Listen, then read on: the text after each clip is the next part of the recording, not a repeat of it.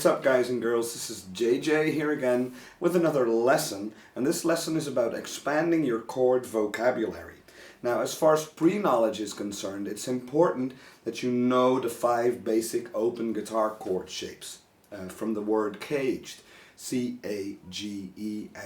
If you don't know what caged means or the caged system, there's also a video on my YouTube channel about the caged system, and what that does is it tells you that you can use the 5 basic open chord shapes and move them across the neck, because of course the guitar is a pattern based instrument. So for example, you can play a C shape over here as well using the A shape, but you can also then move the G shape, that one, and play a C like that. Okay, that's a different lesson. For this lesson, I need you to know the 5 basic shapes, and I need you to be capable of changing between them before you can start building on that. So here are the 5 basic shapes. That's C major, A, G, E, and D.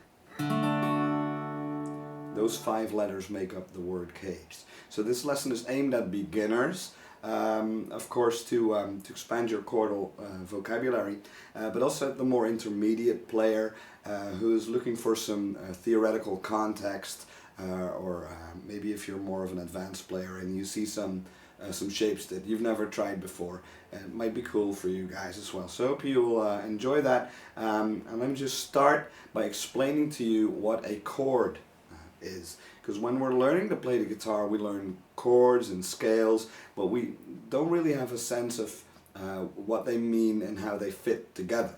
And in order to understand, I'm going to show you a picture, a graphic of a piano, of a keyboard instrument right now.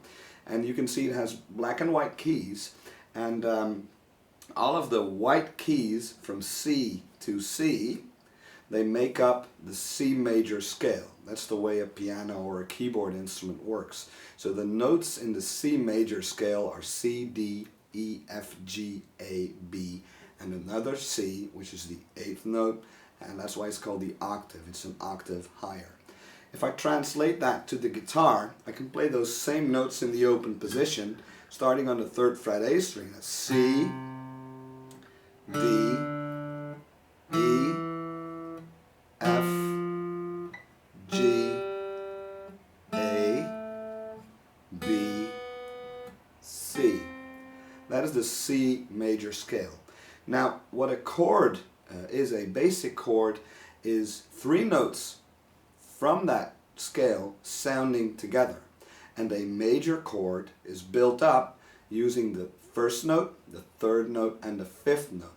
If I take another look at the piano, the 1st note, that's a C, the 3rd, which is called the 3rd, is an E, and the 5th is a G. So if I play those 3 notes together sounding at the same time on the guitar, for instance like this, that's C, E, 3rd, and G, that is a C major chord made up of 3 notes. Now this shape consists of all of those notes.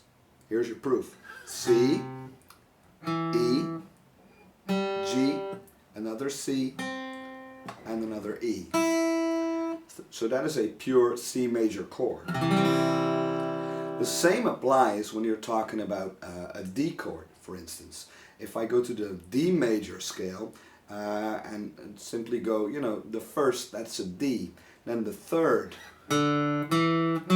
is F sharp, and the 5th, that is a D. If I play D, F sharp, and D, F sharp, and A together, that's the D major chord. Okay, so now about expanding that vocabulary. So a basic chord consists of a root, 3rd, and 5th.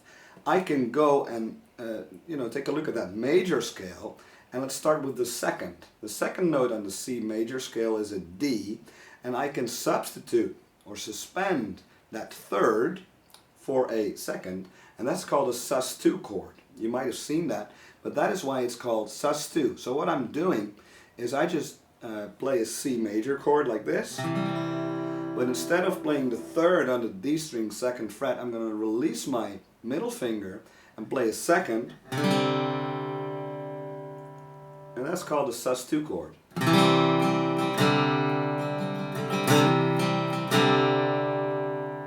Alright, I can do the same trick for the 4th. The 4th in the C major scale is an F. I can substitute that 3rd for a 4th by adding my pinky here. And this is how you play a C sus4.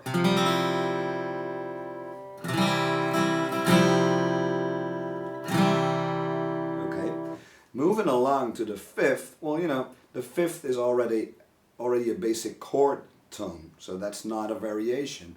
But the 6th is, and the 6th note in the C major scale, that will be an A. If I add an A to that C major chord by fretting the 2nd fret on the G string, that's an A note, you get a C6.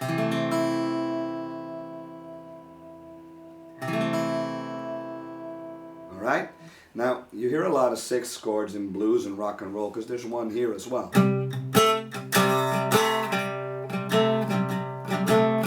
That's what I call a 5/6 vamp. Alright? Moving along to the 7th, the 7th in the C major scale is a B note. If I add the B note to that C major chord, I can do so by releasing my index finger playing the B string open, you get a C major 7th. So regular C, C major 7th. If I lower that 7th and fret it like this, so with my pinky on the B flat, on the G string, 3rd fret, I can play a C7, a regular C7, that's a C dominant 7. Which you hear in a lot of rock and roll and blues music as well, right? So here's the difference. You have a regular C, C major 7th, C dominant 7th. Okay, moving along to 8. The 8th note in the scale is the octave. That's already a chord tone, so not really a variation. But I can add the 9, which in the C major scale is the D note, and I can simply do that by fretting my pinky on the 3rd fret B string and adding that to the C major chord to get a C add 9. Alright? And you can use all of these variations all over the neck. So if you're going to play a C chord like this, you know, you can play a major 7th like that. Okay? So you have C major, C sus2, C sus4, C6, C major 7th, C dominant 7th, and C add 9. Like that. And I can apply the same tricks to the other 4 basic chord shapes. But first, I'll show you some cool variations on this C chord that I like to play. You can add another G to your basic C chord like this, fretting the 3rd fret on the E string with your pinky, which has a different ring to it.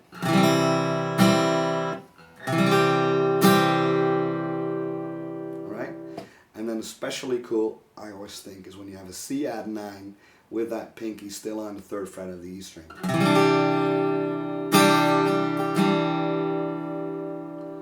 Alright, there you go. So let's move along to the A chord, which is the 2nd letter in the word caged. Here's your regular A chord. I'm not going to name all of the notes, and I'm fully aware that I'm not talking about 11ths, 13ths, diminished chords, flattened fifths and all of that stuff. The point of this video is to simply show you that you have root, 3rd, and 5th notes in any basic major chord, alright? And you can suspend certain notes, or you can add certain notes which sound very musical, and you can apply that trick to other chord boxes, right? That's the point of this video. So again, here's the A.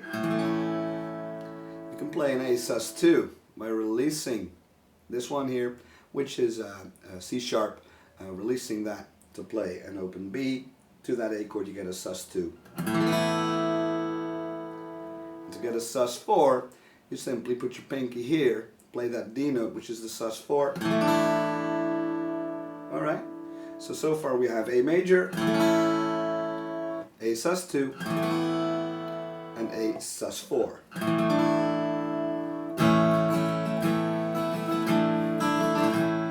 That sounds familiar, doesn't it? Alright, so there's no real fifth chord. An A5 would be simply A and the fifth, which is an E, usually referred to as a power chord.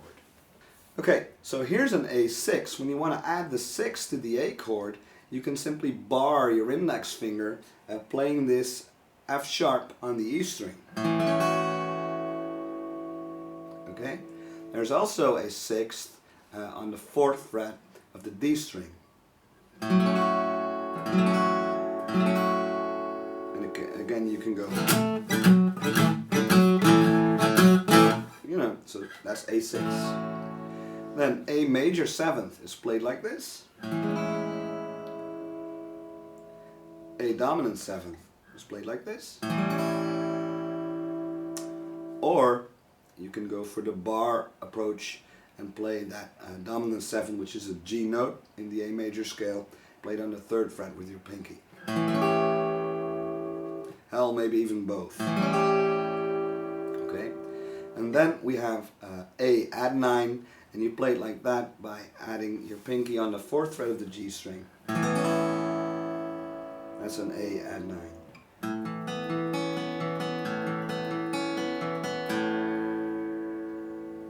I'm sure I've heard that before as well. Now I haven't made the step of going from C major to C minor simply because C minor is a pretty difficult shape to play in the open position, but it's really easy using the A shape. Here's your regular A major, and the minor chord consists of a root note, also a 5th, but you lower the 3rd a half step, and that's what happens with A minor, which I'm sure you know already. You simply have that 3rd, play it 1 fret lower, you get A minor. Alright? Cool variation on the A minor is the A minor 7th with an open G string. Or regular A minor with the minor 7th note, the G note, on the E string. Or both. Alright, moving along to G. Here's your standard meat and potatoes G chord.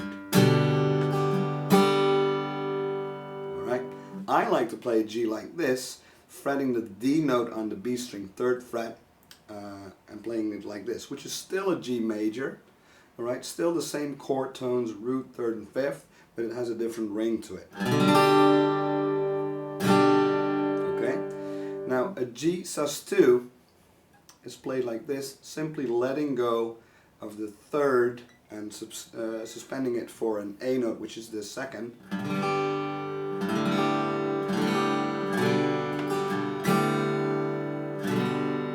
Alright, sus4, it's played like that.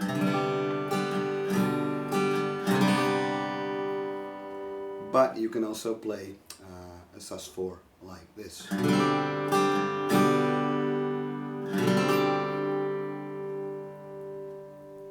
Alright, then we have G6.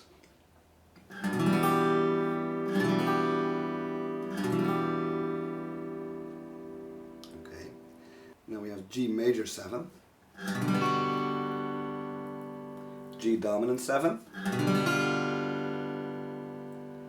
and then G add 9 is made by adding an A to that chord, which is the 9th note, and it sounds like this.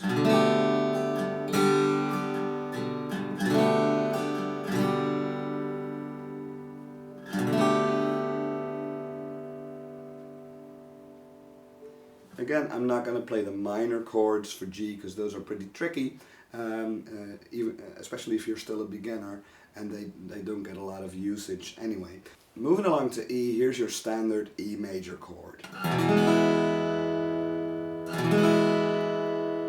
Okay, a sus2 is not very convenient to play in this position, but a sus4 is simply substituting that first fret for a second fret note.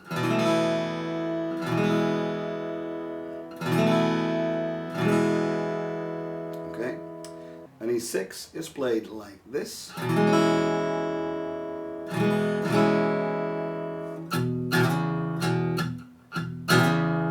That's the sound of a 6. Now, an E major 7th is played like this. Dominant 7th is played like this with the D string open. Or you can fret a D on the B string 3rd fret to make a dominant 7. Or both. And here's one of my favorite chords. It's one of the sweetest sounding chords in the world. It's an E add 9.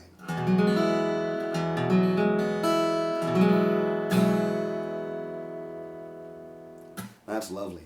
Now to go from E major to E minor, we simply need to flatten our 3rd. And the 3rd was played right there, G sharp, just make it a G. And we get our familiar E minor shape. If I want to make an E minor 7th, I can let go of the E string, playing a D on the D string, open D. Or even more effective, play the E minor and add the D with your pinky. Another variation on the E minor chord, which is still an E minor even though you're fretting another note, it's a G with your pinky on the 3rd fret E string, like this. It's a little bit of a different sound, and here's an E minor 7th played in that manner, which we all know from. Enough already. Okay, let's move on to our final chord in the word caged. So far we've done C, A, G, and E, and now it's time for D. Here's the little triangle, as I always call it, your regular D chord, consisting of a root note, D, the 3rd, which is F sharp, and the 5th, which is an A. Sus2 is made by lifting, in my case, lifting your middle finger to play the open E string. So you're suspending that 3rd. Sus4.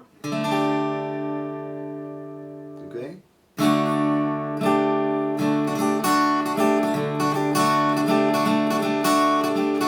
Okay, that's a sus4.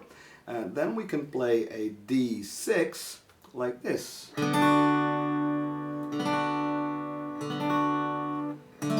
See, so you're adding that 6 instead of the 5th, which makes me want to go day after day, you know. Then we have D major 7th, which is the little bar, and D dominant 7th, which is this. One more for D, which is the D add 9, which is also a very sweet chord. That's quite a stretch with your pinky here, really playing it on the tips of your fingers. There you go. So there you have it. 5 basic chord shapes, C, A, G, E, and D, and lots of variations. And hopefully now you understand the basics of what chords are, how you can suspend certain notes, add certain notes, and how those are translated into the basic voicings that you already know. Now you can apply all of these tricks. For instance, if you're playing this A minor 7th like that, and of course you have bar chords, you can apply the same trick. You know, like that. So I hope that's been helpful for you. If you have any suggestions for lesson ideas, please post them in the comments. If you're not a subscriber yet, please hit that button. And if you like this lesson, please share it. Signing off, JJ.